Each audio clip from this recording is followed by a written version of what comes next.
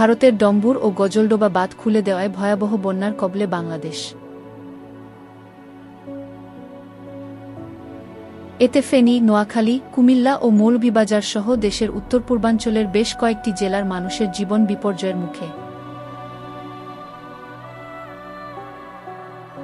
বন্যার্তদের সাহায্যের হাত বাড়ানোর চেষ্টা করছেন দেশের সর্বস্তরের মানুষ। যে যার চেষ্টায় এসকল দুর্গত অঞ্চলের মানুষের পাশে দাঁড়ানোর চেষ্টা করছেন।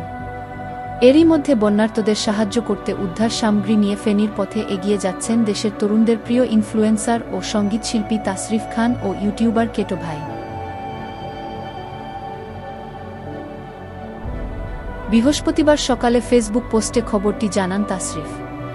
তিনি লেখেন, লক্ষ্মীপুর থেকে ট্রাকে করে 2টি স্পিডবোট নিয়ে ফেনীতে বন্যায় বিপদগ্রস্ত মানুষকে রেস্কিউ করতে যাচ্ছি। আল্লাহ চাইলে খুব দ্রুত পৌঁছে আমরা দুপুর থেকে রাত অবধি কয়েক শিফটে কাজ করার চেষ্টা করব। কেটো ভাই আর তার টিমও সাথে আছে। সেনাবাহিনী এবং নৌবাহিনীর সাথে যোগাযোগ রয়েছে উল্লেখ করে তাসরিফ লেখেন, তাদের থেকে তথ্য নিয়ে এবং দিয়ে একসাথে কাজ করার চেষ্টা করব। কার্যক্রম শুরু করে নেটওয়ার্ক পেলে আপনাদেরকে যোগাযোগের নাম্বার দেব এবং আপডেট জানাব। বন্যার্তদের আশ্রয়কেন্দ্রে যাওয়ার পরামর্শ জানিয়ে তাসরিফ আরও লেখেন, সিলেটে কাজ করার অভিজ্ঞতা থেকে বলছি, দুঃখের হলেও সত্য যে একটা বড় অংশের মানুষ কিন্তু ঘর বাড়ি ছেড়ে আশ্রয়কেন্দ্রে যেতে চান না। পরবর্তীতে তারাই সবচেয়ে বিপদের সম্মুখীন হয়ে থাকে।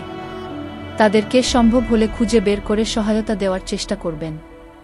আমরাও তাই করার চেষ্টা করব। সবশেষ তিনি লেখেন, যুবক যারা আছেন আপনারা টিম করে মাওয়া অথবা লক্ষ্মীপুর থেকে ট্রাকে করে স্পিডবোট নিয়ে উদ্ধার কার্যক্রমে এগিয়ে আসুন। এখন ত্রাণ দেওয়ার চাইতে মানুষকে উদ্ধার করাটা বেশি জরুরি। এই অঞ্চলে যথেষ্ট পরিমাণে সাপের উপস্থিতি রয়েছে, তাই যারাই কাজ করছেন বা করতে আসবেন, দয়া করে সতর্কতা অবলম্বন করবেন। দোয়া করবেন আমাদের জন্য। বন্যার্তদের পাশে থাকাটা একেবারেই নতুন নয় তাসরিফের। বিভিন্ন সমাজসেবামূলক কর্মকাণ্ডে সর্বদা সরব থাকেন এই শিল্পী। এর আগে 2022 সালে সিলেটের বন্যাদুর্গত বিপর্যস্ত মানুষদের জন্য আর্থিক সহায়তা চেয়ে ফেসবুকে লাইভ করেন তাসরিফ, যা মুহূর্তেই ভাইরাল হয়।